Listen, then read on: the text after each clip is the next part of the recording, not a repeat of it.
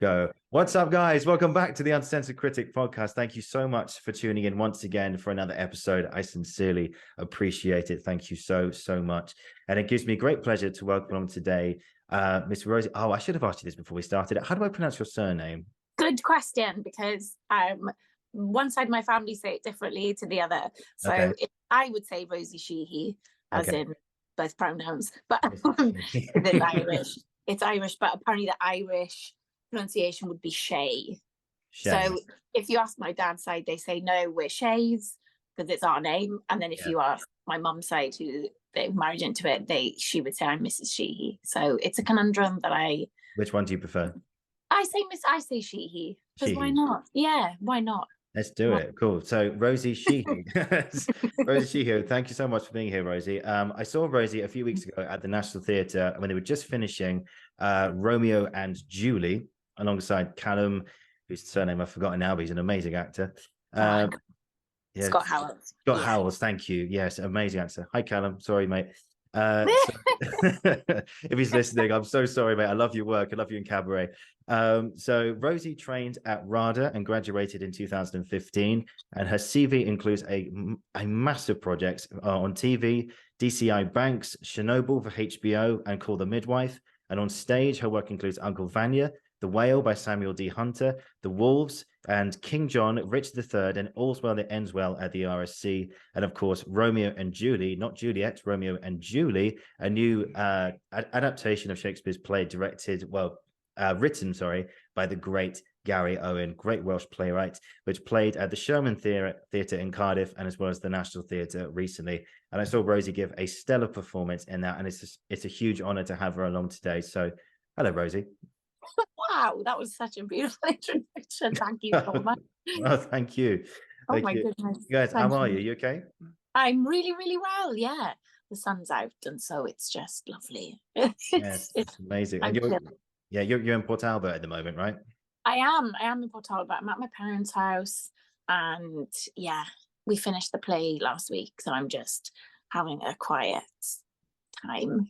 Good. How was the second leg of the run in? Because you finished at the National, then you went back to the Sherman, didn't you? How was the run in Cardiff? Oh, it was extraordinary. It was just it was just amazing because obviously that audience, it's written for them, and it's brilliant because they know all the street names and they know all the references, and because it's set in Splot in Cardiff, and they're Cardiffians, so they just know, even things like, oh, it's a long walk to Ely. They're like, yeah, of course it is. They know that it takes hours, and so you get as an actor, you get all that kind of, you can feel them like loving the reference to the soft play area in Penellan, and that familiarity, and you can feel like the warmth of them being just overjoyed that they're being represented on stage. Hugely. Well, we're going to talk about that play in a lot of detail today. I'm really excited for that. But let's kick off with the starter question, which every guest has. So to begin at the beginning, as Dylan Thomas says, it is spring. Yes. Oh no, what's the next line? I know the next line. Moonless night in the small town, starless and Bible black. The cobbled streets, silence. Thank you, Michael Sheen. Oh wow. Yeah, I don't know the rest. I wish I knew the whole thing, but then we would be here for an eternity. So Bible black, mole black, I want to say. Mole black, so black. I don't. Yeah, you got it. You know it. You know it. No, I was like, Under Milkwood was the first thing I saw back in the theatre after the first lockdown with Michael Sheen at the National, and I was like, oh wow. I was like, what is this text? And it's Dylan Thomas. I mean, do not go gentle into that good night. Oh, I know. Honestly, his work is just amazing. Yeah, it's almost like too massive to even, comprehend. Yes, that's it. Yeah. Anyway, so to begin at the beginning, as Dylan Thomas says, where did it all start for you, Rosie? The love of acting and the journey to where you are now. Where did it come from? I did dance classes since I was about 3 years old. I think my mum put me in on a Saturday to sort of go into the food shop and in peace, she always says. And so I always danced. And then I got to about 16 and I was in school and still sort of doing that a lot in my spare time, and then in a brilliant dance school in Swansea. And then suddenly, really randomly, I went to Glenavon Comprehensive, and which doesn't exist anymore, but they decided to do a play whilst I was in year 11, and we didn't have drama as a subject there. There was like Neath College sort of came in and said, look, we're just going to do this. We haven't done a play here in years. We're going to do it. And I just fell in love, really. And we did Oliver, and I played Nancy, and I just suddenly went, oh my God, I need more of this. I need more. And I was sort of never falling out of dance, but it was just wasn't sort of ticking the boxes in the same way. And then I ended up going to sixth form, like college, and then taking drama A level, and then joining a youth theatre, which Michael Sheen is the patron of. It's an incredible youth theatre called West Glamorgan Youth Theatre. And I just did as many plays as I possibly could with them in the 2 years. I just kept turning up and kept going, no, you know, I need more, I need to read more, I need to see more. So from there, yeah. Amazing. I think there's we were talking about before we came on, you know, Port Albert as well. You know, it's a massive talent to come out there. Anthony Hopkins, Michael Sheen. I think you're coming from, you know, you're in the was it the veins of royalty, or like in the being passed down of royalty coming out of Wales and that sort of area. Wow. Well, that's it's interesting, isn't it? Because like growing up, I knew of them, all those prodigal sons, and there's amazing paintings of them, you know, around the town, and yet, yeah, I sort of knew of them, but was never considering being an actor. And it really is. I think it really is that youth theatre that sort of instills it in. I know Michael Sheen went there, but. Yeah, there is something. People always go, is it in the water? And I go, no. For Richard Burton as well. It's I know that whenever Michael Sheen speaks about it, when he was growing up, it was sort of held as a real high, you know, art. It's very well respected to sort of act, to do drama in this town.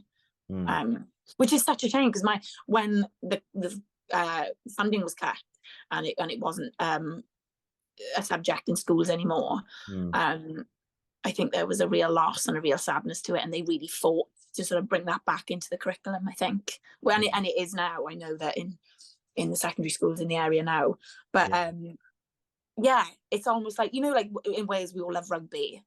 Like I think it does have a similar kind of awe-struck passion for it. Yeah, I think does the name Nigel Owens ring a bell to you? Yes, it does. Yeah, because like, you got the theatricality and the refereeing. I think that he's a very good example of what you're talking about there. The two kind of theatricality of refereeing, and you see him referee games, and it's just the stuff he comes out with. It's just fantastic. It's just fantastic. He's my favorite referee. Wow, I need to listen to more. Of Nigel Owens. It's compilations on YouTube, mate. Honestly, it's just fucking brilliant. Fucking brilliant. I will. So tell me about RADA then. So tell me about your the audition, if you can remember it, and what was your experience of RADA? What was it like training there? Yeah, the audition was pretty full on. I remember it was the first place I auditioned. It was one of the, you know, you sort of send off all your application forms, and RADA sort of replied the first, and so it was sort of brilliantly so. I often wonder, if I applied now, would I be as I don't want to say like ignorant is bliss, but like, you know, when you don't know what you don't know. Yeah. And so I sort of was 17 auditioning, and I think there was this sort of, because I didn't know really too much about it. I knew what it was, but I wasn't so frightened of whatever that is, that's people attached to it in a really good way. And I think in a way that's what got me in. But it was 4 rounds of auditions, and they really put you through your paces, you know. They really look at you. Yeah. So what was like because I remember like the first round is just one audition, and it's a song, and then you think, what was like the last round like? Because that's what I remember. Yeah, I remember you do a full day there. I think the 3rd round you do half a day. The 4th round you do a full day, and it's a movement class, a singing class, a voice class. I think you do some text, and then you perform. your monologues in front of the whole audition panel, but also the auditionees as well. Wow. I was you're clearly impressed. You're clearly impressed. Well, thank you. But I just remember being sat in that room, and it was weird because there were like 4 other people that day that got into my year as well. And I remember all of their speeches. Wow. I felt really lucky. You do sit and you go, oh my God, you know, these people are brilliant. Yeah. What was the training like for the next 3 years? I think I mean, it was brilliant. It's very different there now, and for very good reason. I think it's the syllabus and the curriculum and the changes that have been made are so necessary. But it was what I needed at the time. For me, I was very, if I'm really honest, I was really homesick probably going. I think I sort of struggled socially. Like in the first year, I was like new to London, and I wouldn't have admitted it at the time, but now looking back, I was definitely sort of finding that side difficult. But the training was fabulous. It, you know, they really, there's that whole thing of like they break you down to build you back up again, which isn't entirely true, but there's a sense of like they really sort of, you go back to basics and you're doing like basic improvisation. As you know, going to GSA, you're just doing like pure movement and pure voice and working in your own accent before you learn any accents. And as you go through second year, then and the second year was amazing because suddenly you're on sort of projects, and so you're jam packed with like a Greek project, a Shakespeare project, a Chekhov project, and it's coming so quickly at you. I think I was better in second year, and all that kind of social stuff, or maybe probably what's it called, imposter syndrome, suddenly leaves because you're too busy. You know, it's suddenly like, no, I've got to learn my Irish accent for tomorrow. So there's no point in sort of going, am I good at, oh God, because, you know, it was, and I think that's where I sort of really flourished. I was like, oh my God, I've just got to eat this up kind of thing. And then third year was fabulous because suddenly you're just doing plays. And I always remember the principal at the time always saying like, you've got to love your third year at drama school because it's the only time you'll definitely be on a cast list and you won't have to audition. And I was like, oh my God, yes. You know, you just know for the full year, you're sort of so busy, you're playing in rep almost, you're rehearsing while the next one is, you know, about to go up, and then you're doing a radio play, and you're making a short film. And I just, it was like, out of the 3 years, I found that one the most. And it's different for everybody. Most people sort of find that third year the most, understandably so, because everyone's trying to get an agent. And but I just remember thinking, oh my God, this feels like the most at ease, because we're just working here. We're really working, you know. Yeah, that's great. No, I think I did the masters at GSA, so I did like just 1 year, but it was like 3 years sort of like crammed into one. Wow. So it was really intense. Oh my God. I bet you didn't come up for air. Hey? Yeah, but I bet you didn't come up for air. No. But I bet it was just so busy. I was just, you came out, I remember it was like the end of some terms, you know, like Christmas or Easter, or like indeed when we finished, it was just, you'd sit down and you want to get up again for about 2 hours or something. You just sit in the chair. Your body is like, please, just no more. No more. It's like, I've had enough Shakespeare for a lifetime. No, you haven't. There's still plenty to go. So intense. So intense. Absolutely. Speaking of Shakespeare, tell me about the RSC. So did you get the RSC quite quickly after drama? We'll leave the RSC for a sec. No, RSC. Yeah, what was that? I mean, now that I've been out a while, I suppose I could say, I think I'd been graduated for 4 years. And then I did King John, which was so lucky and so so jammy to have been able to play that part. Eleanor Rode, who directed it, was very keen that it was a woman was going to take it on. And just so, and again, that audition process is very lengthy. It was about 4 rounds. And by the end of it, I think I knew the whole part before starting rehearsals, just because I'd read it so much. But in answer to your question, yes, I was 4 years out. And I had auditioned for the RSC quite a few times before, and I hadn't got anything. Cool. So I was overjoyed. I was really, felt like I'd hit the jackpot. Amazing. You did. What was the whole ethos of like working at the RC? You know, you King John, Richard III, all's well that ends well. Just Yeah. what's it like being part of, you know, like Shakespeare heritage? Oh, it's just, you've gotta be so athletic almost, you know, when, like, even going back there last year, I just felt it's almost like you can feel your stamina getting higher as an actor.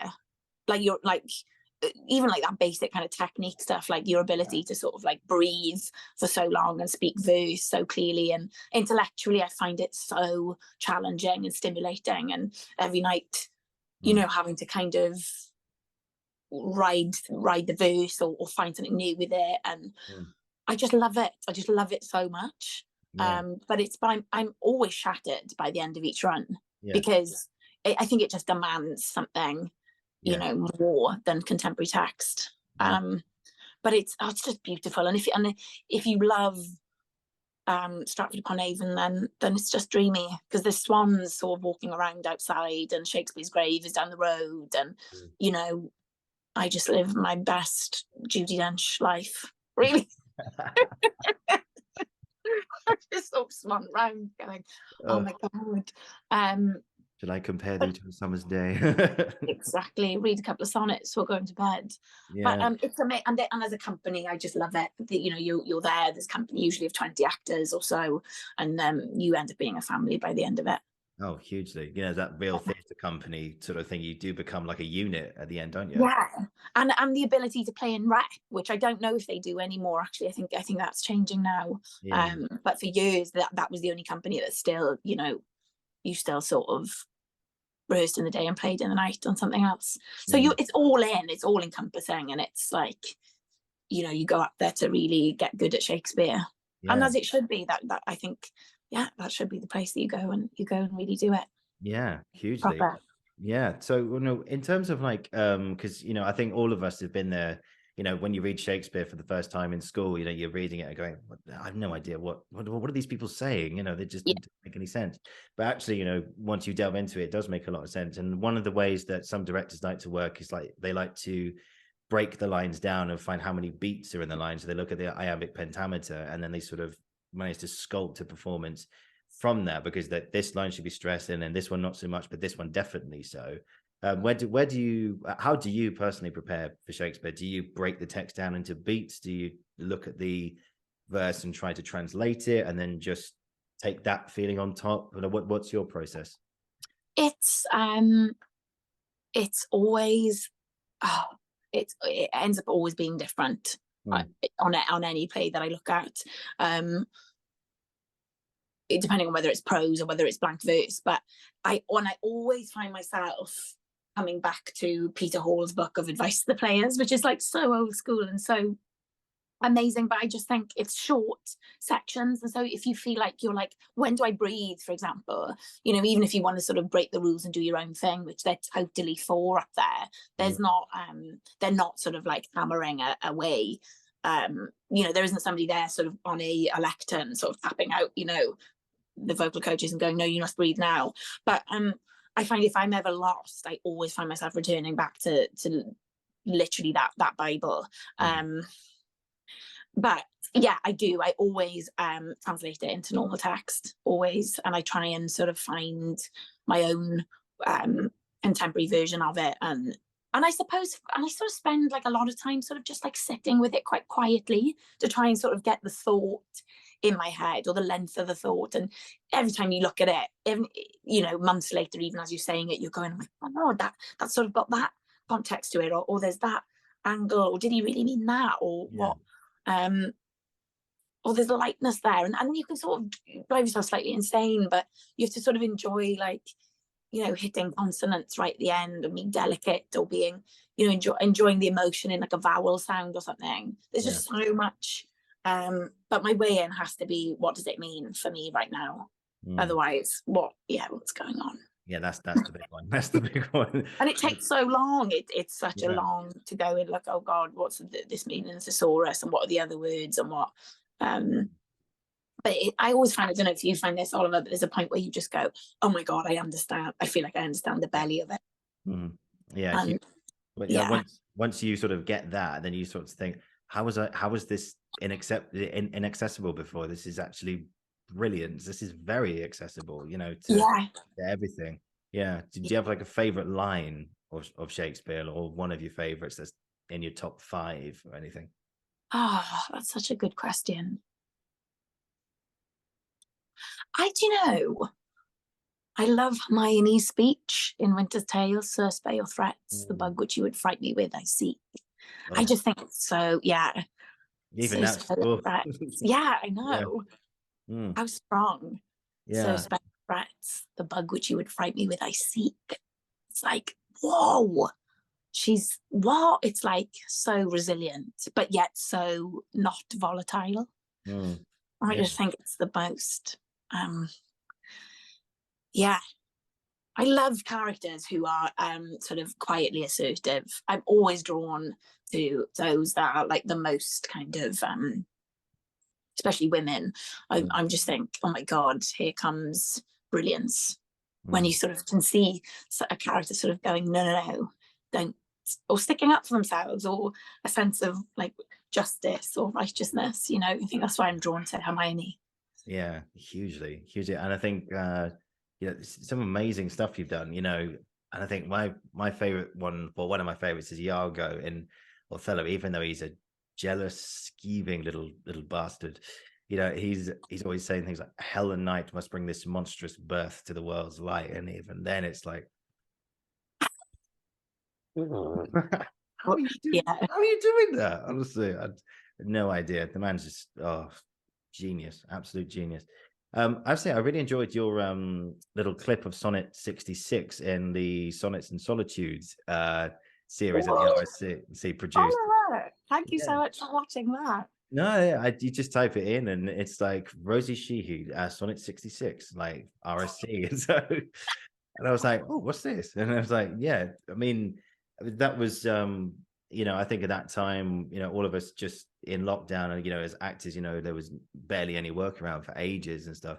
How did you get through the pandemic? Did you work at all, or what was it like? I was really jammy because I sort of had 6 months off, and then I ended up going back to Bath and doing Oleana, which is a David Mamet play. Yeah. And it was a difficult 6 months, obviously for us all. And then it was so strange because I just remember Oleana being a play I've wanted to do since I was like 17, and I think it was one of the first plays I'd read. And it's weirdly always sort of been something whenever somebody's gone, what would you like to do, I'd always say Oleana by David Mamet. And it would sort of creep out, and I remember, in the whole Me Too era that we've just gone through, I just remember thinking, why isn't anybody doing this now? That would be such a good, and it's probably too raw to have staged it then, for good reason, but it was sort of a weird serendipitous. It came through from my agent that this audition for Oleana was going to happen next week, and at the time I was working in a school teaching reading, teaching young children to read, which I absolutely loved. But it was such a weird, it was like, I remember reading this audition coming through and going, oh my God, please can I get this, because this would be such a haven right now. Yeah, so it's a playwright that's kind of escaped me really, David Mamet, but he's considered as kind of one of the greats of, I think, of the 20th century and stuff. What, in a nutshell, what is his plays like for someone like me who I haven't read his work that much? What's it so special about his work? I have to confess, I haven't read a lot. I've read Oleana because that's considered sort of the masterpiece, really, which is a brilliant argument between a student and a teacher set in.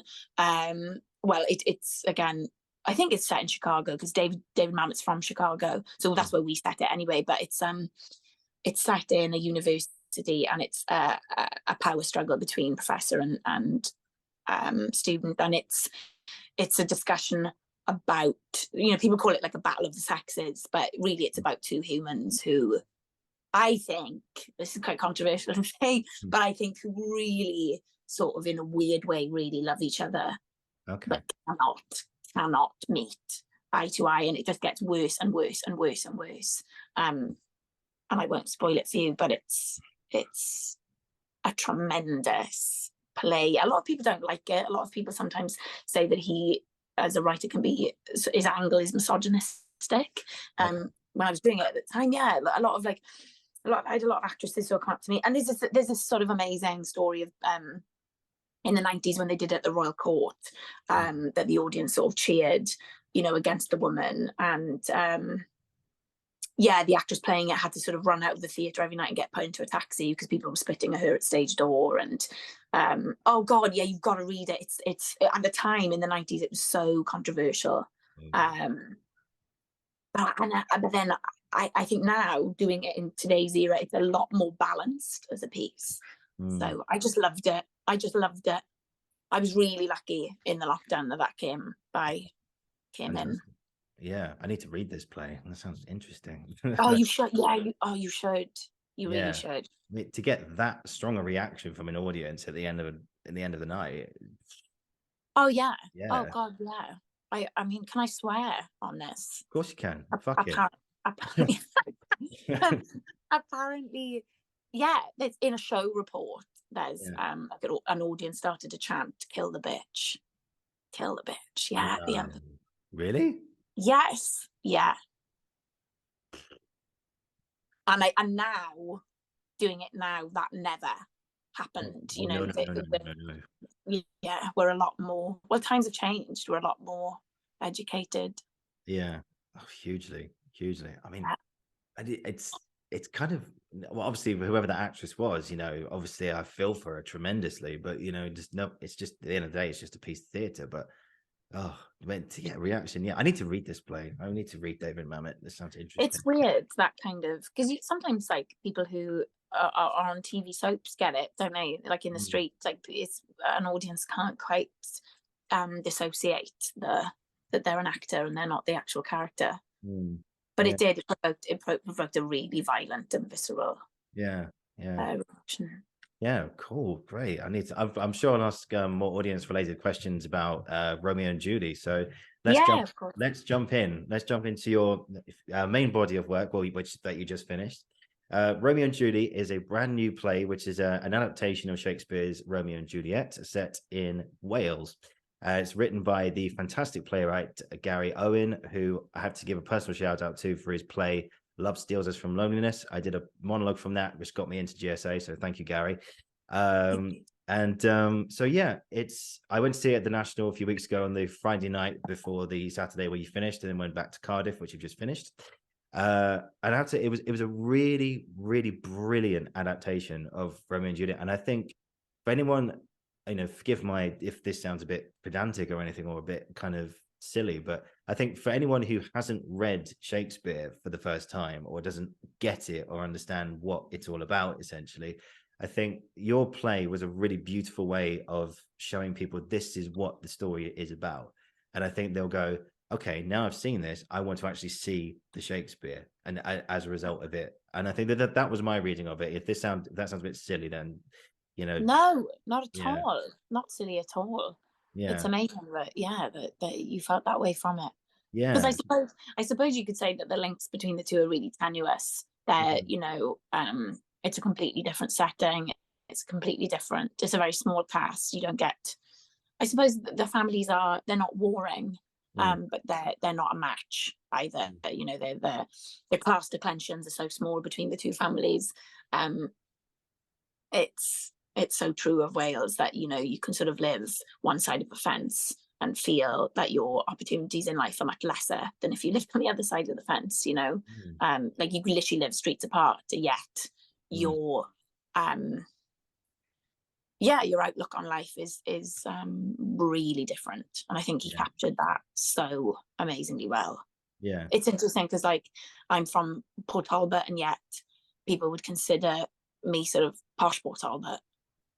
I was laughing about it today. I was like, I was just driving around and I was like, God, you know, we're sort of just the other side of the council estate, and yet, you know, I don't know.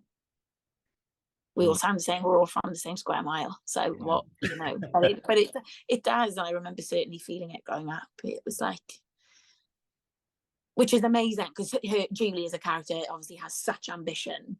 Yeah. And yet he can't have that ambition.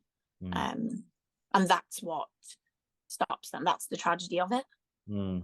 It's not that people are the families are warring and people are murdering people's cousins. It's that we've got a social power that infringes on their relationship and physically makes them unable to be together. And a baby, and a young baby. Yeah, I mean, it was a really, really beautiful retelling of it, and how just the concept of the story of Romeo and Juliet really translated to, you know, we could go to Port Albert or we could go to Bridgend, and yet it's still the same. I think one of the questions I wanted to ask you today was how it's another example of how Shakespeare kind of belongs to everyone and doesn't belong to a so-called elite. So it doesn't belong to the Danish princes. It doesn't belong to the the aristocracy of Verona or anything like that. It can belong to anyone and any context. And so tell me about, so let's go right to the beginning. So you auditioned for it, you got the part. I don't know, did you read with Callum in your audition? Was he I didn't. You didn't? No. Yeah, it's so interesting. A couple of people have asked me, was there a chemistry read? And there wasn't. No. Oh, interesting. I had a recall. I had 2 meetings, and I think so did he. Oh, cool. But always separate. Yeah. Wow. I mean, the dynamic between the two of you was really, really beautiful. And I think, you found that without auditions. That's brilliant. So tell me about the first sort of few days. Like, how did you discover the play? And indeed, how did you discover Julie and not Juliet? Well, it was meant to happen in April 2020. So it's been so emotional to end it, because it's been such a part of my life that's sort of been on the back burner for 3 years, really. Yeah. I remember sort of feeling the grief of it, and not because we were meant to start April 2020, and obviously the pandemic stopped that, and so it and it's changed so much. I think there's been about 8 drafts since. So the play that we were going to do then is actually really different to the one we ended up doing. And so it became, and then we had a workshop on it last December. And I just remember feeling like, wow, this is so different from what I thought it was going to be 3 years ago.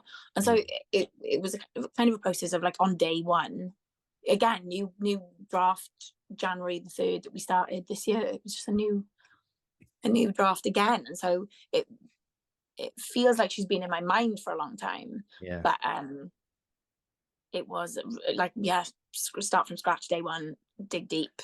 Yeah. And find who she is, kind of let go probably of what was before. Yeah, fantastic. And go on, sorry. No, that's okay. Question. No, it's okay. It's okay. So how would you say, what distinguishes Julie from Juliet, do you think, other than obviously it's a different context, the scenarios you're saying, cousins are not being killed, the ending, spoiler alert, is not quite the same as Shakespeare's original text, but it's something equally as quite powerful. So what's the difference in your perspective? Who's Julie and who's Juliet? I think they're both so similar in a way, because if you look at both texts, they're both in love with the stars and they're both in love with the sky, and he's really captured that kind of looking up and out at love written up there, and ambition, and but then of course, like, Julie's a girl from Splot. She's like doing physics A level. She's one of those extraordinary young people who can kind of sort of work their way through a number of social groups. Like, I imagine her being able to sort of morph in between sort of the popular kids at school, and then also, turn up for double maths after school on a Monday and still Yeah, you know, we were really keen to sort of keep her. Like, in no way is she sort of an archetypal nerd. No, of course not. She's just sort of like mind-blowingly inquisitive and curious, and wanting to ask the big questions. And I suppose Juliet does the same. That kind of like night, that speech that she does when she's waiting for him in the balcony. I suppose our version of the balcony scene is them meeting in the cafe. You know, it's like, and then that beautiful moment where it's Holy Palmer's kiss, you know, when the coconut oil happens. So he's kind of like brilliantly, the more you do it, the more we did the play, the more I was like, oh my God, that moment's in there, you know, when their palms meet and suddenly there's like the fusion of like, wow, this is real love. And the greatest love of all, that, you know, that kind of meeting of palms. I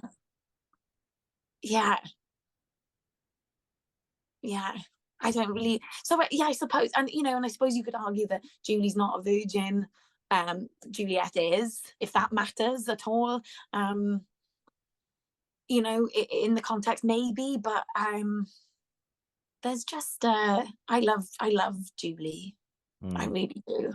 Yeah, no, I did as well. I thought she, you know, she's from Splot and everything, and you know, it's a real love letter, I think, to, you know, South Wales. I think just in general, like the day-to-day activities. You know, you had Romeo's mother, you know, who, you know, looking after him, you know, being grandma, looking after the baby and stuff. In fact, this isn't a spoiler or anything, but the play opens with Romeo trying to change his son's nappy, and let's just say the debris has gone everywhere. And they're trying to find a way of cleaning it all up. And I was just thinking, that gave a real communal sense to it as well. Like, what's it like on a day-to-day basis, you know, in that, you know, in Splot and that area. It really anchored it to give it a whole different context. Yeah, it was really good. It was really good. Thank you. It did, yeah. And I suppose, like, as I was saying earlier before we started recording, you're like, he's such a genius, because by like it opening with the changing of a baby's nappy, it's kind of universal already, because we all are familiar with what that is and the chaos of it.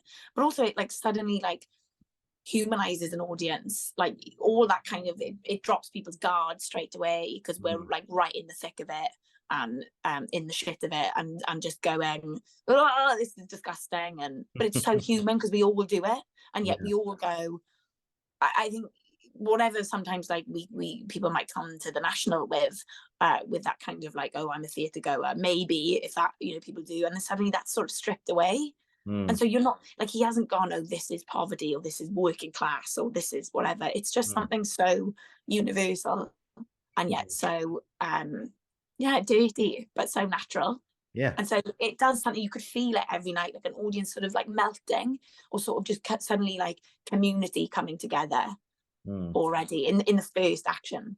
It's so, I mean, absolutely. And I think also it's two different paths in a way. You got Romeo, who's kind of not stuck there, but you know, you get the impression that his life is there, but Julie is definitely going to go somewhere else and achieve the heights of her career in a way. And so you know, the paths do kind of go into different directions in a way. But do you think, obviously this is all hypothetical and opinion based, but you know, because that's the end of the play, but for you, what do you think happens next? Do you think Julie goes back to Romeo, or does she get to Cambridge and stay there, or does she ever come back, do you think? It's so it really split audiences, actually. I sort of had young women coming up to me afterwards and going, oh, she does go back, she absolutely does go back. And then there were other women that came up to me and went, no way, oh, absolutely no way, or thank God she's gone, or thank God she's going. Really? It was a real divide. And like my mum, I love her, she was just like, oh, absolutely she comes back, absolutely she comes back, I did for your dad, absolutely. And so it's just, you know, it's just and so many again, like spoiler alert, but so many people were like, no, I wish she'd stayed, and I wish she'd had the child, I wish she'd chosen that. Like, so many people are like for motherhood, you know, and yet then in some people's views there's such a demonization against young mothers, and yet, you know, it was really telling. But I suppose, I mean, I left Port Talbot and I went to RADA. I don't know. I think being an astrophysicist at Cambridge, I think suddenly, I remember having my universe like blown at you know, when I was 18 and going to an institution like that and suddenly going, oh my God, I'm around people like this. I'm around different ages. I'm around people with bigger brains than me and extraordinary talent and much better acting than me. And, you know, suddenly you're like, wow, I was a small fish. No, big pond. No, big fish, small pond. Big and fish, now it's pond, and now suddenly it's the opposite. And like being homesick and suddenly going, well, oh my God, what's this new feeling? And and being too shy to talk and sort of like, but I actually think that summer or whatever the span of the play is, she's suddenly so much more well equipped to go than she would have been if she hadn't met Romeo. I think that's the beauty of it, that yes, she goes through a hell of a transition and is a very different person at the end of it, but actually is so much more well equipped to deal with the social, economic ladder, you know, or buffet that she's about to go into. You know, than if she hadn't have gone through what she's gone through and learnt what true love is, or what it means to sacrifice, or what it means to grow and be in charge of your own life. That's a big one, which used to just make me. I find it so upsetting, that notion. You know, he's brilliant, Gary. He's written a line that's like, you'll never feel like you've made the wrong choice deciding to have a life for yourself, which is just amazing, like as a thought. And then Mum says, you know what's even worse, what's more frightening? And Julie's like, what? And she's like, not being. What's more frightening is not being in charge of your life. Wow. Well, you choked me up now. I don't know what to say. It's just so big. Yeah, it's so big. I'm speechless. I don't know what to say. It's amazing. Oh, wow. Yeah, that was just go on. No, you go. Yeah, that's a very beautiful explanation of it, really. And I was just thinking as you were saying all that, for as actors, sometimes we find like a bit of ourselves in the parts that we do, in a way. Do you think you found a lot of, or a little bit of yourself in Julie when you, since from the first day of rehearsal right up to the final performance at the Sherman recently? Oh God, yeah. I mean, I not to sort of make this all about me, but I was going to go to university and do biochemistry. You know, I was doing A levels and I wasn't doing a performing arts BTEC, and so wanting to, but sort of trying to sort of juggle things and I suppose tell myself, no, you must sort of do maths and all that kind of things. And so I remember, and it was a big decision for me to go, no, I want to go to drama school instead, actually. I've never once sort of gone, oh God, maybe I should have been a biochemist. But there is, I do relate a lot to that 18-year-old kid kind of just going, I've got ambition, I need to leave, but actually I'd love to stay. Is there a way that I could do both? Yeah, it's that thing of, do I risk it, or do I know where's safe and where's comfortable, in a way? Yeah. And I suppose in answer, I didn't really answer your last question, but I don't think she does come back, if I'm being really honest. I think I don't think so. There's a brilliant bit where he says, oh, you're going to be at some party and you'll be talking to some quantum mechanics boy. And then she goes, yeah, but that boy won't be you.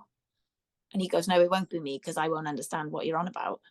Like, and I think that's kind of, for me, she's going to go somewhere where her mind will be expanded so much that it would actually be really, really hard to, because I think I used to think about them at, like, I don't know, if she's at some kind of corporate event or some kind of like university researchers event, she can't really bring him there. Do you know what I mean? Like, where does Romeo stand next to her in a suit? And are they able to find a way where she can go, no, this is my partner who's unemployed? I don't know. Like, the sort of the social struggle of wherever that is. I mean, it's all bullshit, really, because why true love is true love, but Yeah. it's so true that, like, is there a world in where, you know, she can be sort of so expanded intellectually, and then it still work? And I think life gets harder as you get older. I think the chances of that, really, them being compatible, you know, sort of in 10 years time, isn't, if I'm being really realistic. And it's so sad. It made me cry doing it every night. I didn't sort of have to act, really, because it's just such a sad thought. Yeah, like it just, you know, it's right there. Yeah, it's just, and you because know, I don't think they will be compatible in 10 years. Yeah, and there's a brilliant, you know, just the final look that you had, you and Callum, at the end. I'm sorry, I've spoiled the production, and I do apologize, but you know, the look you have, it's just that connection that the two of you had each night, and everything. It just shows that exactly what you were talking about there. You know, right now this might not be the end, but if it, you know, and you may come back, or I could go to you. But how are we gonna keep this going? How is it? Are we gonna be compatible, like you say, in 10 years or 15 years or in 20 years? You know, are we gonna be able to do all this? And you know, it's all these questions that you ask, and yeah, it's a really, yeah, it's hitting me now as well. Just like all I this. know, I just got quite emotional just then. Yeah, because sometimes, and they're kids, so they don't know it yet, but love isn't enough. Yeah, that's right. That's very. Sorry, I'm giving it right Debbie Downer, but No, don't be silly. Let me say, no, it's the beauty of it as well, and I think that's why it's such a strong, well, Shakespeare's play, you know, we're going over 400 years, and you know, something like this, you know, it's your play, which I've conveniently told the end of. So anyone watching, there'll be a disclaimer down below. So sorry. It's just something there about it with it that in turn will make it eternal as well. You know, all these different adaptations or anything, and you know, I'm so glad that, you know, Gary just he brilliantly just kept all this in, and you know, you guys as well, just yourself, Callum, and the rest of the company just made this really beautiful thing, and it carried the themes like brilliantly. I'm just trying to think of like what other questions, you know. Yeah, actually, yeah, here's one. So, well, why do you think that obviously this is a question that I suppose only Gary can really answer, but from your perspective, like, why do you think he chose to tell this story in this way, in this different context, do you think? I know that he relates massively to Julie. He said to me one day in rehearsal that, you know, Julie is a vessel for experience. Yeah, he grew up, he is from Bridgend, I believe, and he went to Cambridge and studied philosophy. And I remember he talked quite briefly, actually, but about him leaving and the pain of leaving. In Wales we call it hiraeth, which is that kind of or hiraeth, which is that it's a beautiful word, and I don't know what it is in English, but it's a feeling of homesickness, but knowing that you'll never return, or that you don't belong anymore, or that you've changed, so now you don't belong where you're from anymore. Yeah. And there's a line in a book called The Kite Runner, which I think is, you know, he says that he feels like a stranger in his own country, in a way, or stranger in his own home, or something. Wow. Yeah. You sort of can feel yourself different, and yet you wish you could hang on. And I know that he when he went to Cambridge, he felt massively like he didn't belong. Oh, bless him. And so it's a kind of a love letter, I think, to him. I know that was his way in, and he's written such incredible work, but all of it has been quite dark. Like, I know that he wanted to write something sweet and romantic. He's just the incredible Efgyn Iron Splot, which is about funding cuts to the NHS. And he'd written Killology, which again is about murder, or death of a child, but through gaming, through video games and the dangers of that. And so they were quite, I know that he said that he felt quite sort of dark and heavy, and all of his writing was sort of terrifying. And so he was really keen to write something romantic and sweet and comedic. And then that came from that. And boy, did he do it. Boy, did he do I know. Yeah. It was incredible. And just from an actor's perspective, you said that there was a lot of drafts and redrafts and stuff like that. And, that comes from how do you sort of change a lot? Because it's almost like you get one draft in your head and then there's an next one and then you have to relearn it and stuff. And so what advice do you have about just learning different roles or different versions of the same script every night, because it's different words that you've got to kind of get all in your head quite quickly? And new writing is always with new writing, that's the process. It's just the process of making theatre that's new. You're like, I learned a monologue an hour before going on in one of the previews. Wow. And I sort of did it with my knees knocking and really badly, but it's that kind of, and it's amazing because the National is so ambitious, and they really use previews as this is the, these are previews, then we're not open yet. Whereas I think there's a part of me as an actor that's going, no, they're previews, people are coming, so it's got to be the best it can be. Whereas in previews we were moving the interval to see if it worked better there or there. Gary was rewriting the last scene before the interval. We were learning it in the day and then going on. So I don't know what my advice is really, but you do have to have sort of like nerve of steel. And an ability to sort of go, oh God, if I mess this up, then I'll just do something. It's like, but yeah, I don't know what my advice is really, because there's a part of me that just goes, oh my God, this is terrifying. This is like terror to my nervous system. Like, why do I definitely stood in the wings going, like, I'm sure there's an easier way here. Make a living. So I'm not quite sure why I put myself through this, but just I try and get off book as soon as possible in rehearsal. It's just the easiest. Then you're sort of playing it, and the more it's kind of in you and it's like subconsciously coming from you, then it's so much, it just feels more truthful. Exactly. I could just see you like on stage, like maybe in a preview, and you're doing the monologue, and I can see just Gary in the audience just going, it's okay, just say anything, just make it up. Anything. So funny. It came off and I was like, he was like, Rosie, did you like that? And I went, no.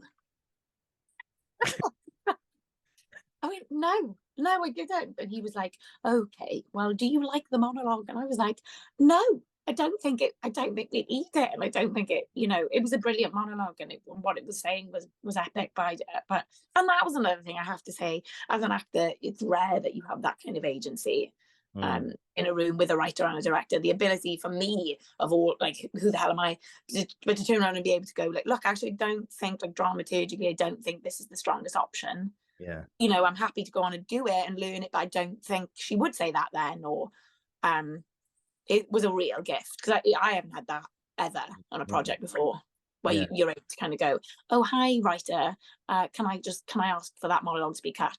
And for him to ask me and be like, oh, did you like it? And for me to go, well, no, because my knees were knocking together, but also I don't think, even if I did know it like the back of my hand, I don't think it's the strongest option for it to be in there. And for him to go, right, we'll get rid of it. Like, there was such trust. There was only like 5 actors on the stage, and a doll that we're endowing as a little baby, and no set, just an incredible director, incredible designer, and incredible writer. Like, such a small team, and there was such trust. Between us all. Just like the stars aligned, they crossed, and everything. Just everything was all there. It was all there. I just remembered there was a absolutely stunning moment between yourself and the nurse, when she has that monologue about taking care of people and working in the care home and stuff. She was in your case, she was an actual nurse, just like obviously in Shakespeare's play, of course. And there's a really lovely relationship between you two as well. But I remember just listening to that writing and the way the actress delivered. I'm sorry, I don't know her name. I didn't look it up. Anita Reynolds, yes. Anita. Incredible. You're amazing. Just that whole scene. I remember just leaning forward. I was on the edge of my seat, just looking at the two of you just do that scene and thinking, wow, well, that is powerful stuff. Like what she was talking about there, and just the dynamic there with.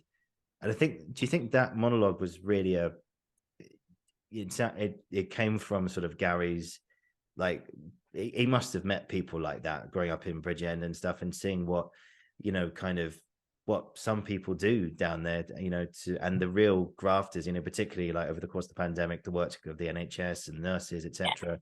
I think that was a really big love letter to the incredible hard work that they do, and also the big heart that the nurse has towards Juliet, just like in Shakespeare's play, and in this one as well.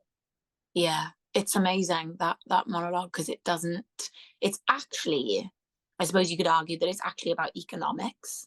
And but also, without saying it, it's also her going, I have only reached this far on whatever, again, hard to define, whatever social ladder we're talking about, but you could argue that she's going, I'm here.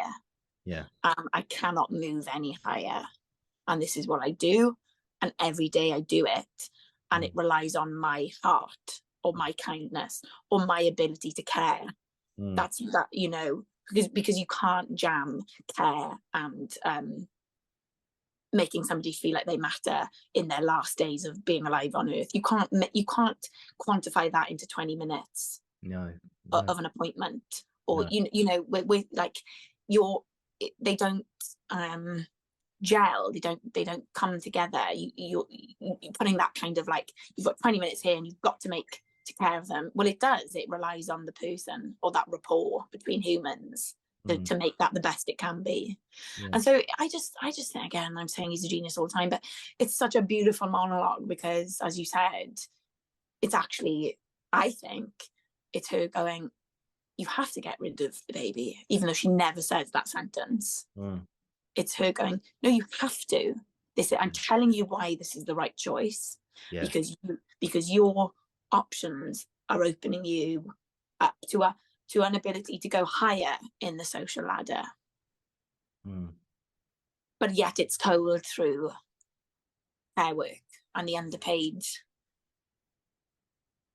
horribleness of that. And having just gone through a pandemic, I think it really strikes us. I mean, I'm beautiful. But she never says, so you have to have an abortion. I know. Just that alone, and the silence afterwards, the silence that followed in moments in this play, just things hit, and then it's just that moment of that's what we do. Also, we do. We sit still in massive moments. But it's her growing up. It's Julie going. Because all through the play before, she's like, oh, my stepmom makes my life miserable. She's not really my mum, or whatever that kind of fracture's like. We don't get on, and I always have a row off her, and she's hard on me, and I get loads of pressure, and I'm always being pushed too hard, or whatever Julie thinks about, not being allowed to see Romeo, having to promise to not see Romeo anymore, and all that kind of stuff. But suddenly, and again, just loved acting that scene. But when she apologizes to her, it's like there's a massive silence, and she goes, I'm so sorry. Because it's like a kid growing up and going, God, I realize there's always been great love from her.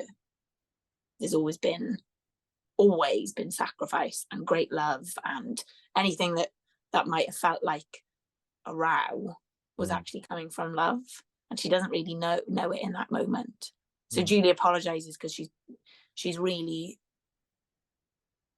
I don't know, I don't even want to say put them as parents through the ringer, but it's like, God, there's an understanding of higher love in that moment, I think, which Julie's got wrong beforehand, because she's so headstrong. She's like, no, I'm having a baby and I'm going to go to uni. In that kind of 18 headstrong, no, I'm an adult and I know exactly how this goes, so don't tell me I'm what's best for me. I know what's best for me. And it's like, well, maybe you don't. Wow. Yeah. Just boom, all this great stuff. Yeah, I know. What would you say was, just all this incredible stuff that we've just talked about, the impact and everything of the show and everything that it means, the undercurrents, but the whole run that you had both in London and in Cardiff, what would you say was one of the most memorable moments that you had with this play? Was it, it could be like in rehearsal, it could be during the show, it could be afterwards, like one moment in this journey that you've had with it, since you've been able to perform it, that you say would really stick out for you? Oh God, there's so many. Yeah, well, it could be more than one. You can say a few if you want. We really were having a crisis of confidence, I think, as a team before opening. Really? Yeah, I don't think anybody'd mind me saying that. I think we were quite, you sort of make it, and there's not many of you in the cast, and you can feel, because I suppose it's quite a simple story, like dramaturgically, they meet in a cafe, they arrange to go on a night out, and he can't go because his mum's an addict. And then they tell each other they love each other, and then that's the end of the first half. It's like, you don't jump masses of scenery, you don't jump from, I don't know, street fight to party.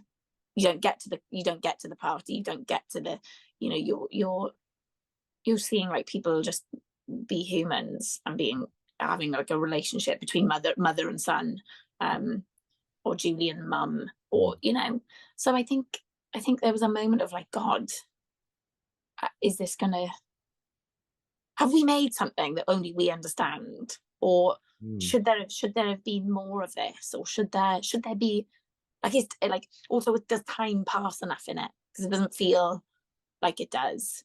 And then the next half starts and they're on Spot Beach and you find out that Julie's pregnant, and then it sort of gets, like, plot wise, it sort of gets thicker, and it's like, is she going to go, what she, the stakes suddenly become massive because she's got a baby inside her, but that she's refusing to get rid of.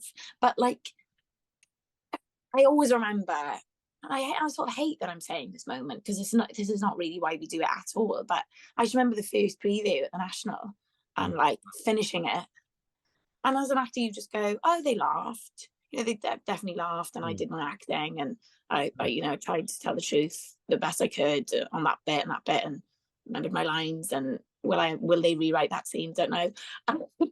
And like, just that first preview, the lights coming up and people just jumping to their feet.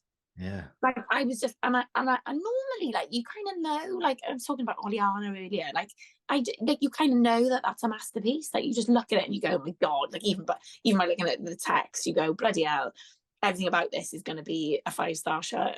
And again, I'm not saying it because it's a 5-star show and it was a hit and all that stuff, but like, it was just a real moment of like ecstasy or like pride, where I suddenly went, oh my God, like, they've really got it. And in that, there's probably me as Rosie Sheehy from Talbot going, oh, I rarely see Welsh people on stage.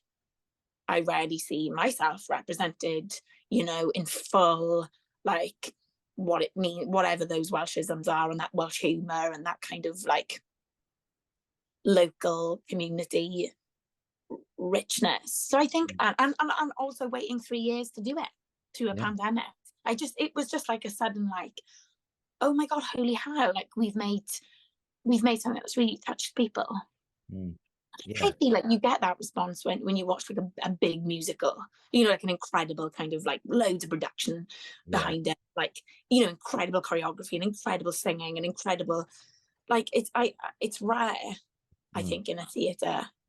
But I just remember that, and I was just in shock. I was like, I walked off and I spoke to Rufus and Clint at the National, and I was just like, oh my goodness me, like, they really got it. And they were like, yeah, of course they did. But I was like, us having had that sort of crisis of confidence and waiting so long, and it being a Welsh story, all of those things like together, it was just a real like firework in my heart going off.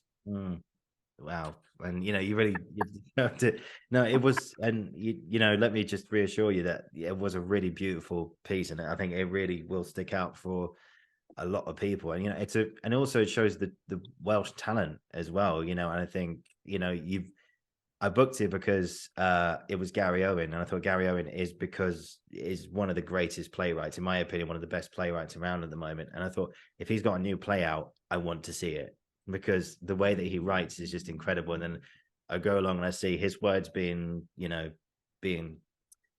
captured, and what's the phrase? It's there in my head, being brought alive. There it is, by yourself, and just seeing it so beautifully done, I think is amazing. And and I think that's just a beautiful thing.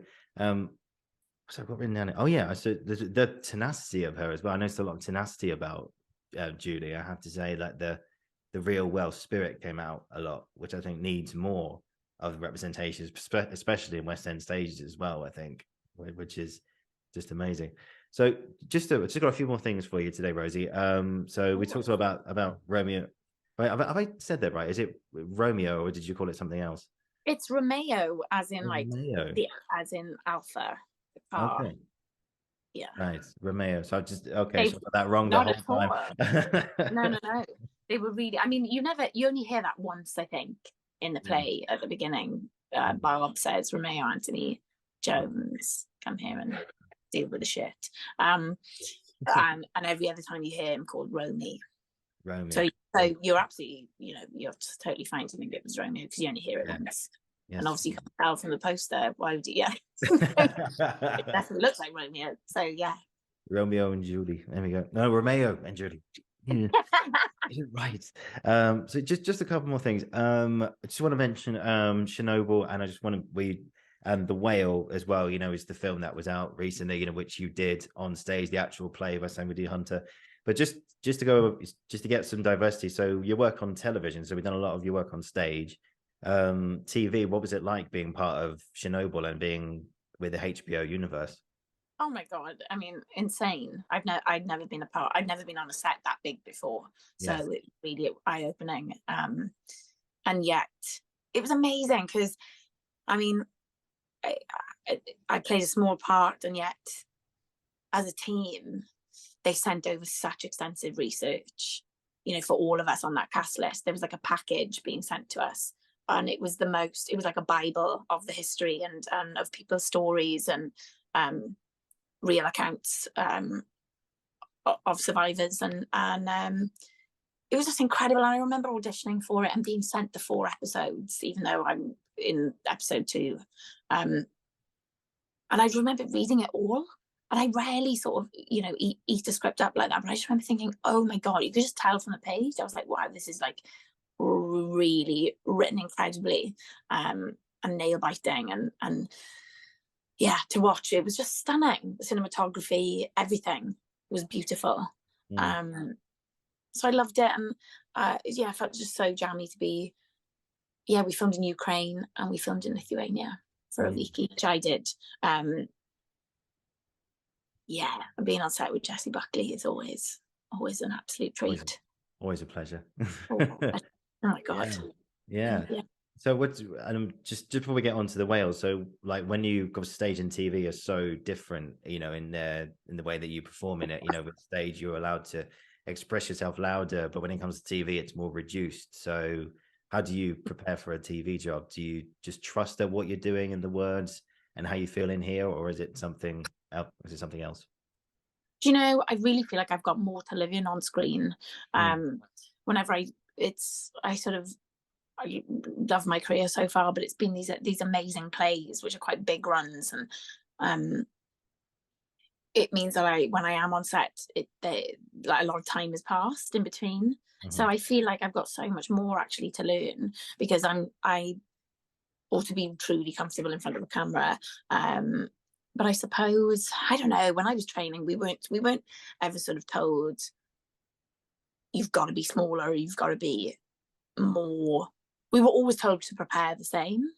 Like, you always do your process for the same. So if you write a biography for each character, then do it for, why would you do less of a screen than you would for for stage. But I suppose technically, of course, you've got to bring it down. It's got to be more intimate. But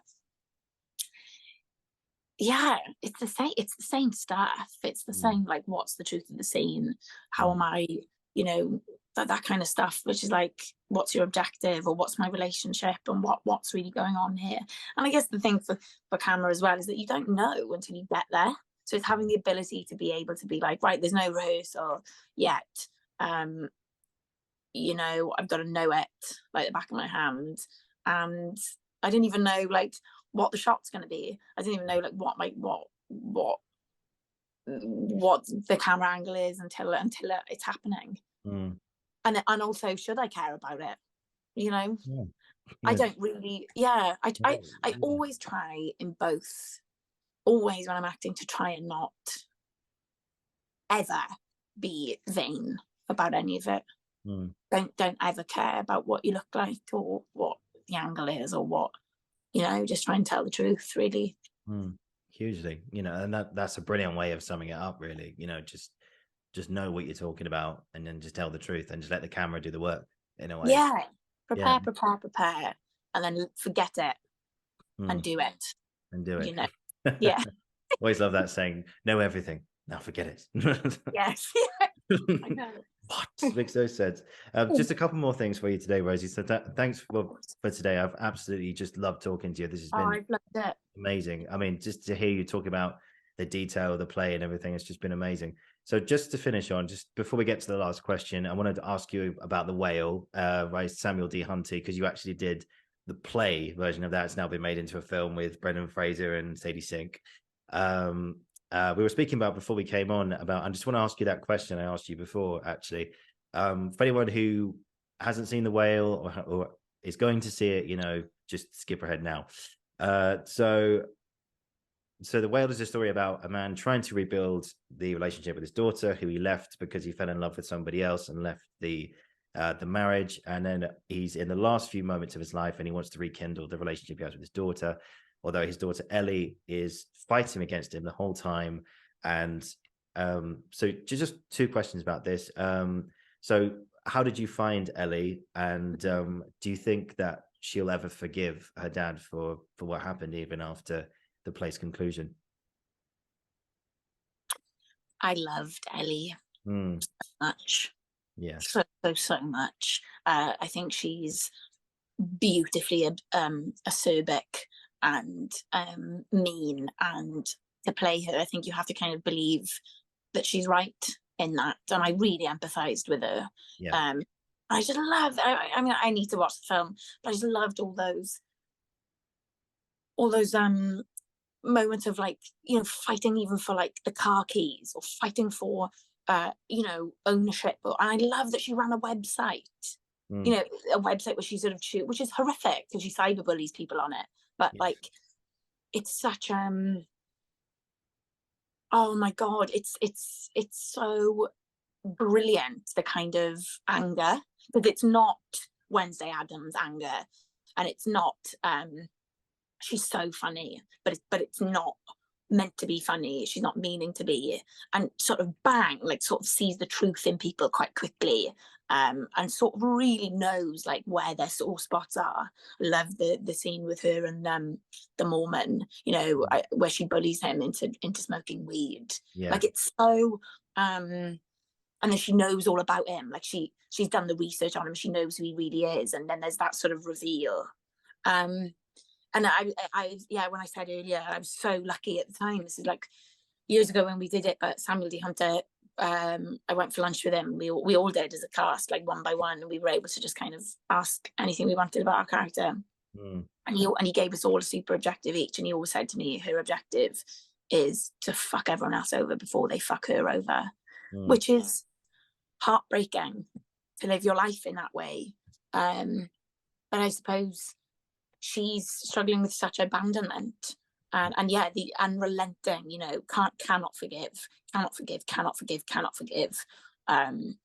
so mean to him. That I love that first line is how much, which is, you know, about how much does he weigh, but she doesn't say how much do you weigh, it just opens with how much, and I think he says 600 pounds or something. You know, it's like, it's just like, oh my God, we're straight in. And then I played her with sort of one moment of vulnerability, where I can't remember what's just happened, but she says something like, I'm hungry.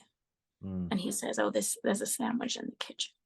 So it's like, again, the relationship around food.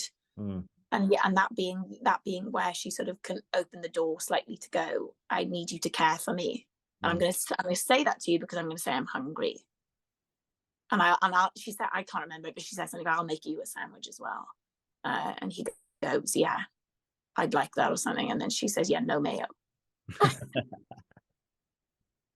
Like, you know, she's just, it's like the door opens slightly. I have a heart, and then it's bang, like straight shut again. And I just loved that about her, and I just got it. I just really understood it. And that stubbornness, I just love. And I think, but it's heartbreaking because I do think, in answer to the next question, I do think she forgives, but she can't say it. And I don't think she ever says it. I can't remember what the text is at the end, but she never says, oh, I forgive you, Dad, or but it's that horrible, in our production, there, as you can see him dying, she's sort of, it's a primal instinct. She suddenly kicks into like, oh, I'm going to ring the ambulance, and she starts screaming for help. Well, of course, that's out of care. It's like, help, no, I didn't. And it's that horrible thing when like you're going, no, I didn't know the end was now. I didn't know it was now. And if I knew it was now, then I would have said, you know, I would have said it before. And I can't say it now because I've spent so long in unrelenting forgiveness, not being able to forgive, unrelenting meanness. But I think in those last moments we had this sort of like amazing sound of crashing of waves, and I just think it comes flooding out of and it's not in words, but and I think he understands it as well. It's a sudden release. It's like a big flood of like, I forgive you. I'm sorry. This is the end. It's happening before her. Yeah. Beautiful. It's beautiful. Just amazing. Yeah, I don't. Again, you've left me speechless again. I don't know what to say. Just Oliver, I've loved talking to you.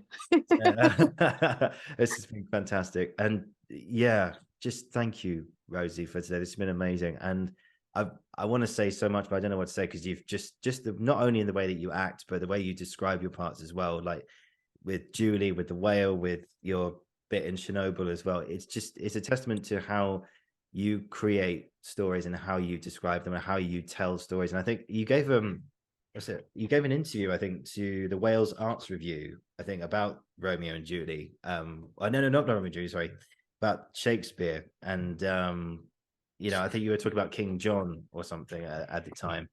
And one thing you say in there is that I've just had it and I'll just turn the page over. As a population, we love storytelling, something that we lost during the pandemic. And just you have such a knack for storytelling, and it's just hearing you describe things there. It's beautiful. And I don't, you know, you get me choked up now as well. I don't really know what to say, but just thank you. And just to finish on today, final question for you. And you probably answered this already, but if I may, I'll ask you anyway. Is what's been an experience or experiences you've had in your career up to this point that you're never ever going to forget? Wow. Oh, I don't know. I don't really focus on. If you don't have one, it's okay. But if you do, then yeah. What's a moment in my career so far? Oh, I don't know. I've done so many things. I've done so many plays. I've been really lucky to have done, and the whale, Oleana, everything I mentioned, really, they're definitely my highlights. And I don't really sort of I don't sort of go, oh, a highlight is when so-and-so came to watch me and sat and gave me a great compliment. You know, it's never in there for me. It's always in, I just love laughter in a rehearsal room. I'm always like really moved by like actors or production and people are coming together to like make something and be vulnerable in a space. I think I'll never, and that's why I love theatre and making it, love rehearsal. That is, yeah, I suppose that's my answer. Rehearsal on every single play that I've done. Like for me, it's why I started acting. I love being in a room with other human beings, making something to present to another group of human beings, and a shared sense of why we're alive, I guess. Just that, without sounding so wanky and so. But and every time, like I found it on The Whale, I found it in Oliana, I find it at the Royal Shakespeare Company, I just found it in Romeo and Julie, where I just go, oh my goodness me, it's quite hard to articulate, but I feel so lucky to be in a rehearsal room with other creatives. Yeah, rehearsal room. Yeah, I agree. Yeah, rehearsals. Yeah, every time. No, I agree. Just the building, the meeting new people, the discovering things, being vulnerable together. It's a beautiful thing, and it's one thing that makes me want to keep doing what I'm doing. And I'm excited for what future work you do as well, both on stage and on screen as well. And I'm looking forward to seeing what else you do in your career, and it's going to be great. So, thank you for today. If you just hang on, I'll finish the recording. I'll say goodbye to you one-to-one. But on that note, wow, what an episode! It's been fantastic, guys. Thank you for watching. Thank you for listening. I hope you've enjoyed it as much as I have. This has been the Uncensored Critic podcast, and I'll be back very soon. And Rosie, from the bottom of my heart, just thank you. Thank you.